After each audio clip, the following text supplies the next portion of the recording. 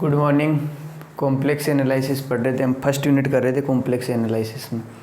First unit हो गया हमारा कंप्लीट और आज हम सेकेंड यूनिट स्टार्ट करेंगे। फर्स्ट यूनिट में क्या था, नॉर्मल क्वेश्चन थे। सेकेंड यूनिट में क्या होगा, समाकलन होगा। वहाँ भी समाकलन तो था, लेकिन इस यूनिट का नाम ही पूरा क्या है, सम्मिश्र समाकलन। तो यूनिट फर्स्ट कंप्लीट और यूनिट सेकंड है सम्मिश्र समाकलन।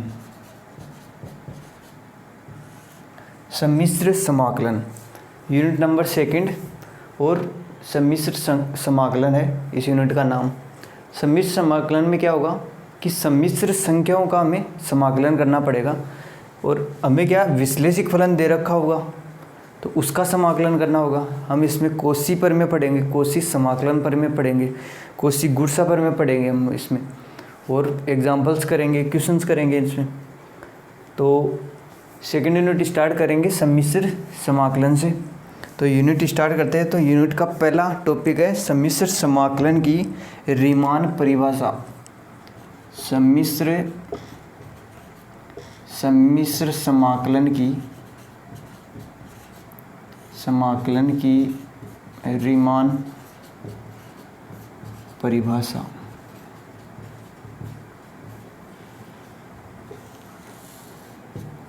सम्मिश्र समाकलन की रीमान परिभाषा क्या है?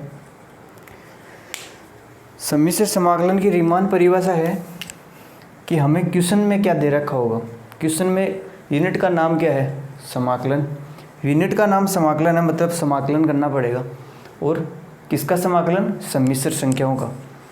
तो कोई fz होगा, fz इसका समाकलन करेंगे। तो fz का समाकलन और किसके सापेक्ष, z के सापेक्ष। और c, एक बार c को रहने देते हैं, समाकलन करना है fz का dz के सापेक्ष। तो समाकलन क्या होगा, तो सम्मिश्र समाकलन की रीमान परिभाषा क्या बोलती है कि इसका समाकलन करने के लिए क्या करना है आपको। इसका समाकलन करने के लिए करना है limit n tends to infinity. n कहा जा रहा है इन्फिनिटी की ओर, n कहा जा रहा है इन्फिनिटी की ओर। फिर आएगा समेशन k इक्वल टू 1 से k इक्वल टू n तक। और यहाँ होगा f एक्साई k और zk माइनस 1। यदि हमें fz का समाकलन करना है dz के सापेक्ष तो उसके लिए क्या करना पड़ेगा, limit n tends to infinity और summation k equal to 1 to n तक और f एक्साई k और zk माइनस 1। यहाँ तक तो लिमिट तो आपको निकालना आती है और लिमिट पुट करना आती है, लेकिन यहाँ ये समेशन। तो समेशन और समाकलन में क्या अंतर है, समेशन में क्या अंतर है, समेशन इसका मतलब क्या है और इस समाकलन का मतलब क्या है। समेशन का मतलब है कि मान लो ये कोई ग्राफ है, तो समेशन का मतलब ये है कि जैसे ये ग्राफ है, ये कंटिन्यूस ग्राफ है, मतलब बीच में से टूटा हुआ ग्राफ है। तो इसका अगर योग चाहिए तो उसके लिए तो क्या करेंगे, समेशन। उसके लिए क्या करेंगे, समेशन, मतलब जो टूटा हुआ भाग है उसको जोड़ने के लिए तो करेंगे समेशन। और जो कंटिन्यूस फलन है, जैसे अगर इसकी जगह ये ना हो कि कंटिन्यूस फलन हो, जैसे ये कंटिन्यूस फलन है, तो इसके लिए क्या करते हैं हम, समाकलन। तो ये तो काम आएगा समाकलन के, और समेशन काम आता है टूटी हुई को जोड़ने के लिए, मतलब टूटा हुआ जो ग्राफ है उसको जोड़ने के लिए क्या काम आएगा, उसके लिए काम आएगा समेशन। तो समेशन और समाकलन में अंतर। फिर अब ये एक्साई के क्या है, एक्साई के क्या है, जेड के क्या है और जेड के माइनस 1 क्या है। तो यहाँ से क्या होगा कि एक हमें क्या दे रखा होगा, हमें दे रखा होगा एक वक्र, और वक्र भी कैसा, चापकलनीय वक्र। अब ये चापकलनीय वक्र क्या है, चापकलनीय वक्र। अब ये चापकलनीय वक्र क्या है, ऐसा वक्र जिसकी लंबाई निश्चित हो, ऐसा वक्र जिसकी लंबाई निश्चित हो, मतलब ऐसा वक्र जिसकी लंबाई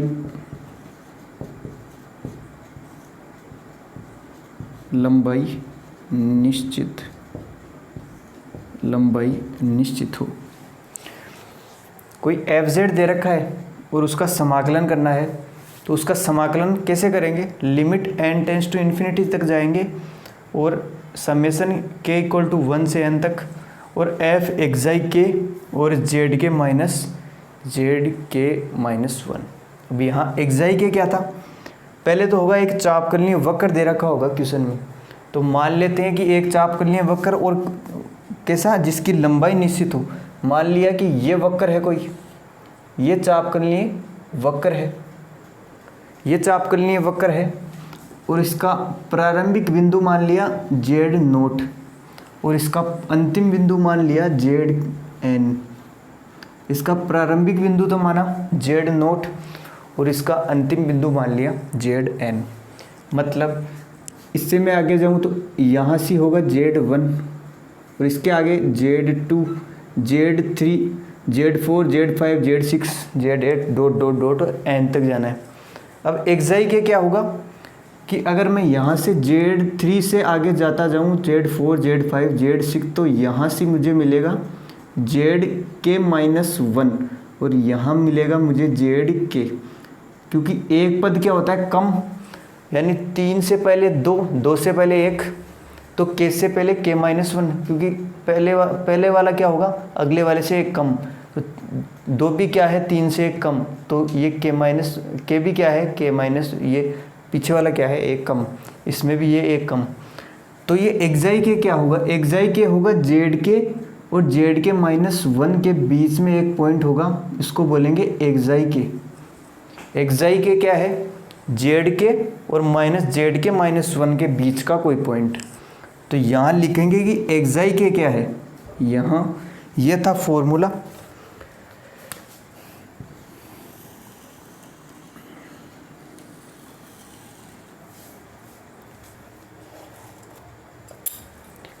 ये था फॉर्मूला। अब यहाँ एक्साई के क्या था? एक्साई के, यहाँ एक्साई के क्या है? यहाँ एक्साई के है जेड के और जेड के माइनस वन। यहाँ एक्साई के जेड के व जेड के माइनस वन के बीच का कोई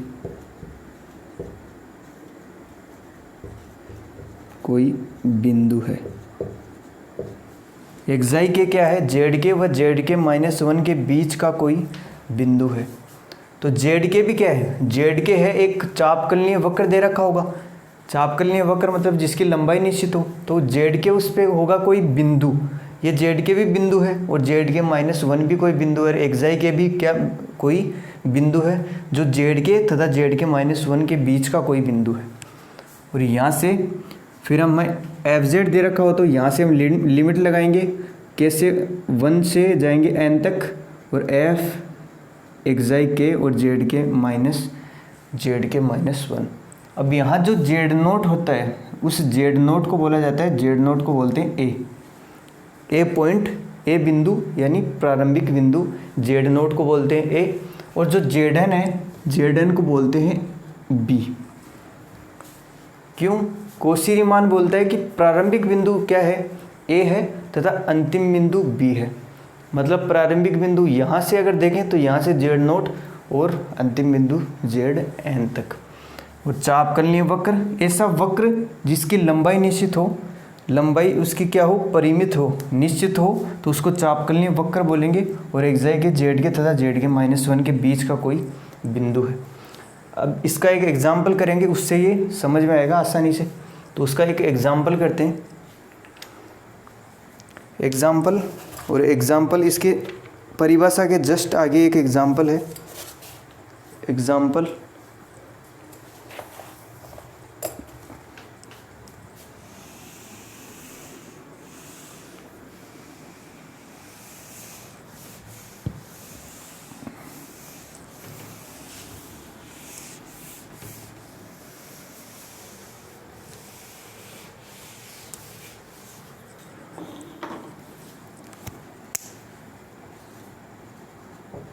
यूनिट सेकंड और एग्जाम्पल नंबर फर्स्ट का फर्स्ट एग्जाम्पल नंबर है 7.3.4।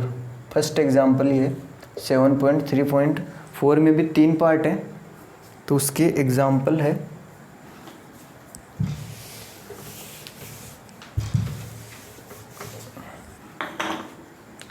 एग्जाम्पल है 7.3.4 का फर्स्ट। उसमें 2 और है। एग्जाम्पल फर्स्ट क्या है, पहले तो उसकी क्या है थोड़ी हिंदी है कि योग की सीमा के रूप में समाकलन की परिभाषा से योग की सीमा के रूप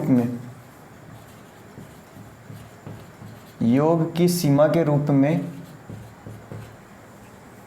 समाकलन की परिभाषा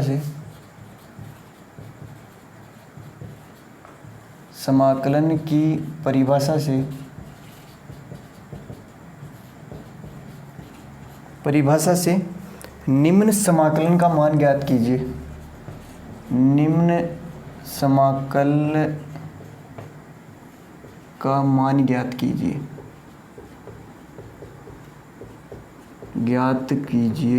तो इसका फर्स्ट ले रहे हैं, आज फर्स्ट करेंगे इसका। पहला पॉइंट क्या है इसका, पहला जो क्वेश्चन है इसमें वो है C और DZ और दे रखा है कि जहाँ C है, जहाँ C बिंदु A तथा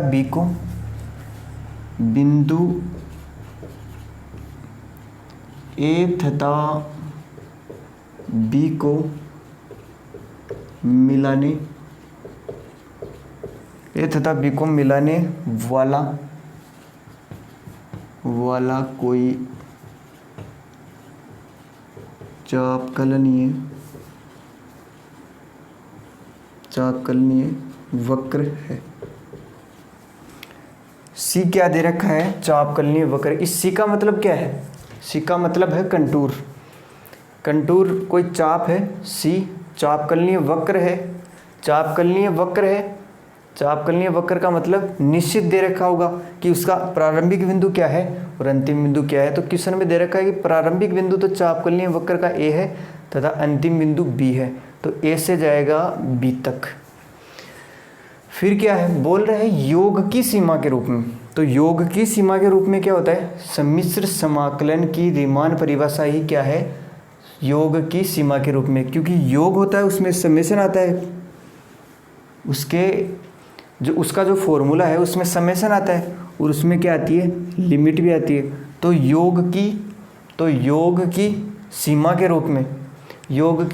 रूप में क्या कर रहे हैं, समाकल। तो वो समाकल तो निकलता है, तो कोसी जो समाकल था रीमान परिभाषा से, तो यहाँ से इसका मान ज्ञात करना है हमें। तो इसका मान ज्ञात करने के लिए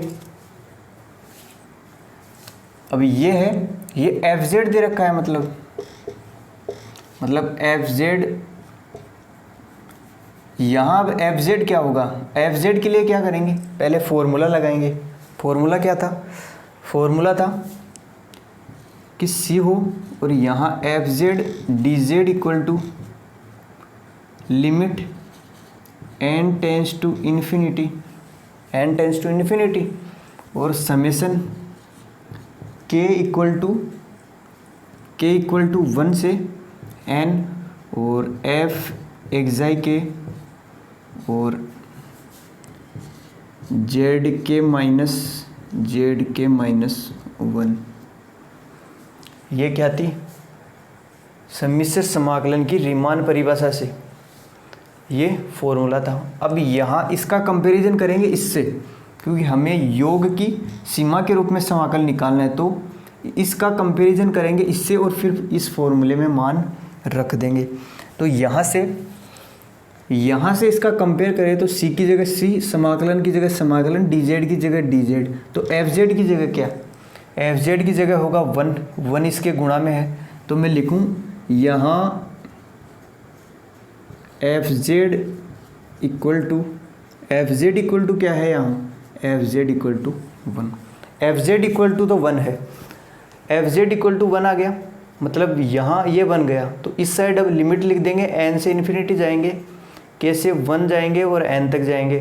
फिर एफ एक्साई के, अब एफ एक्साई के का मान कितना होगा, तो मैं मान लेता हूँ कि जेड की जगह एक्साई के, तो जेड की जगह मान लिया एक्साई के, तो मान तो वही रहेगा एक ही, क्योंकि फ़र्क थोड़ी पड़ता है। एक्साई के लिख दो चाहे एक्साई के -1 लिख दो, मान कितना देगा, मान 1 ही देगा। तो एफ जेड इक्वल टू 1, तो एफ एक्साई के इक्वल टू भी 1। फिर यहाँ से फिर मान रखते हैं यहाँ कि समाकलन एफ जेड की जगह 1 था, तो 1 dot D Z equal to limit N tends to infinite summation के इक्वल टू 1 से एन, और एफ एक्साई के का मान है 1 डॉट जेड के माइनस जेड के -1। तो जेड के माइनस जेड के -1 का मान कितना है, वो आएगा ग्राफ से। ग्राफ से क्यों आएगा, क्योंकि चापकलनीय वक्र दे रखा है, ऐसा चापकलनीय वक्र है जिसका प्रारंभिक बिंदु तो है ए तथा अंतिम बिंदु क्या है, अंतिम बिंदु है बी। और ये क्या है, ये है चापकलनीय वक्र, और यहाँ से कोई एक्साई के है और उसके पहले है जेड के -1 और उसके बाद में है जेड के। अब यहाँ से एक्साई एफ एक्साई के का मान तो आया 1, तो 1 को तो चाहे मैं रहने दूँ और इस पे क्या कर दूँ, ये समेसन, तो उस पर बचेगा सिर्फ समेसन वाला, ओ ये जेड के माइनस जेड के -1 वाला सिर्फ बचेगा।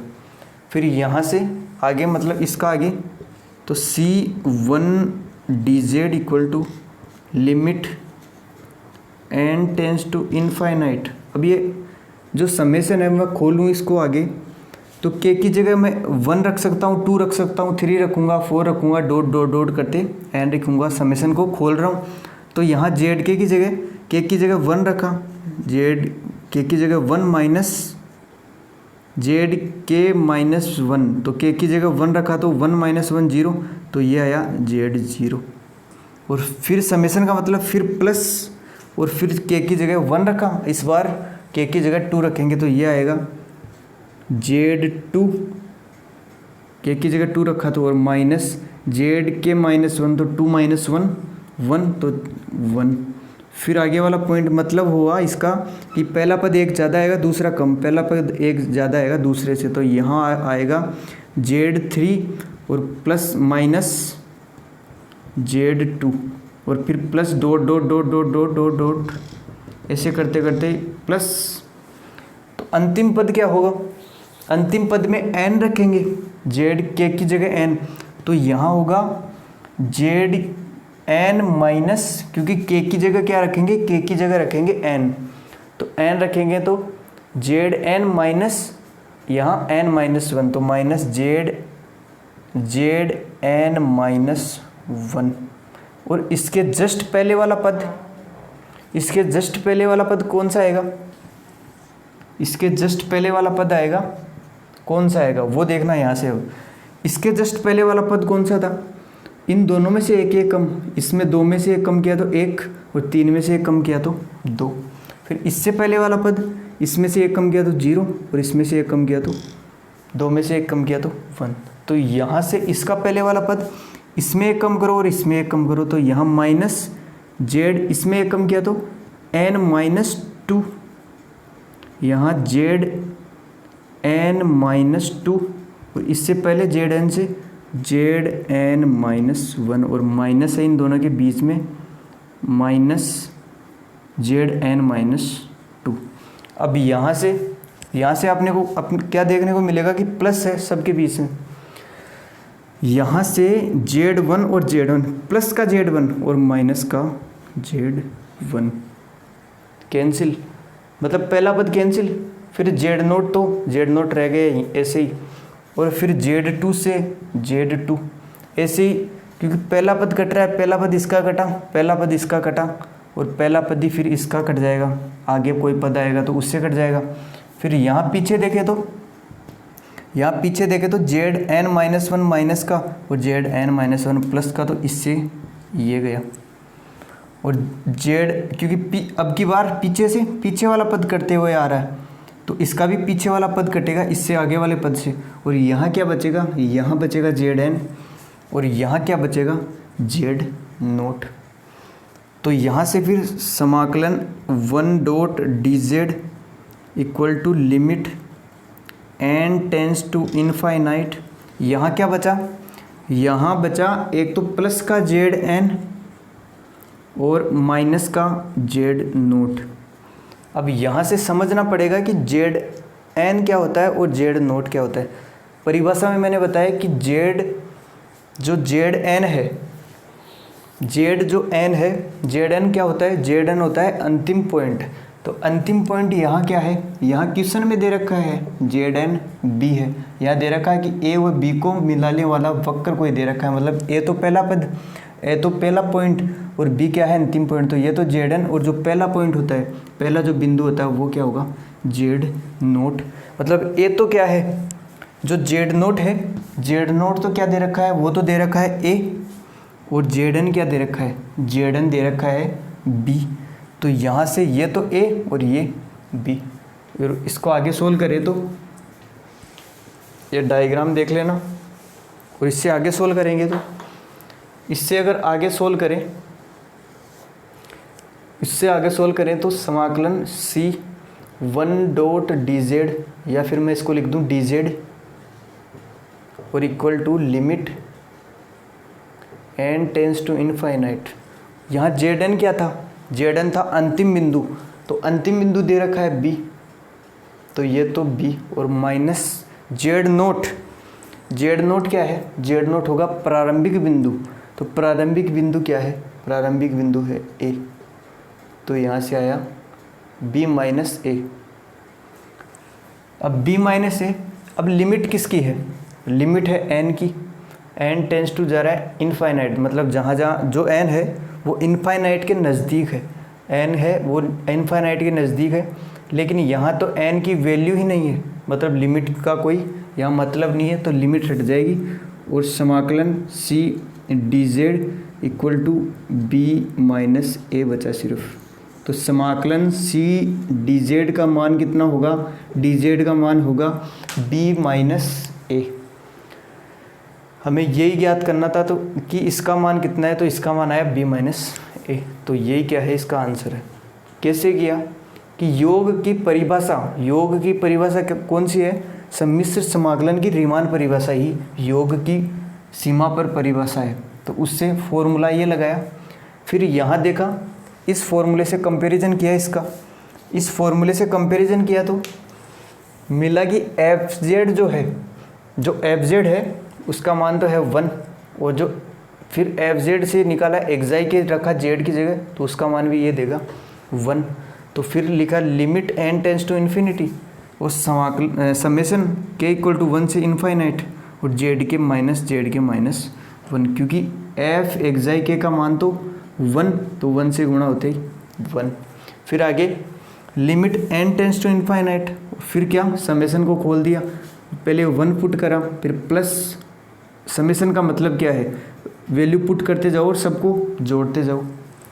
तो यहाँ 1 पुट करा, फिर 2 पुट किया, फिर 3 पुट किया, और plus dot dot dot n put किया, और फिर एन से पहले वाला पद, और फिर जो कट रहे थे उनको काटा, तो बचा जेड एन और जेड नोट, तो जेड एन और माइनस जेड नोट।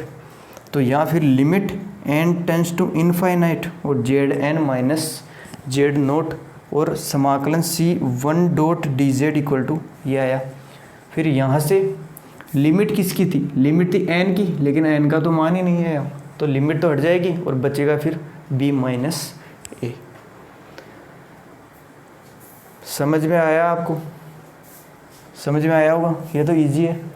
तो ये क्या था, आज हमने सेकेंड यूनिट स्टार्ट किया था, और सेकेंड यूनिट में समाकलन है टोटल।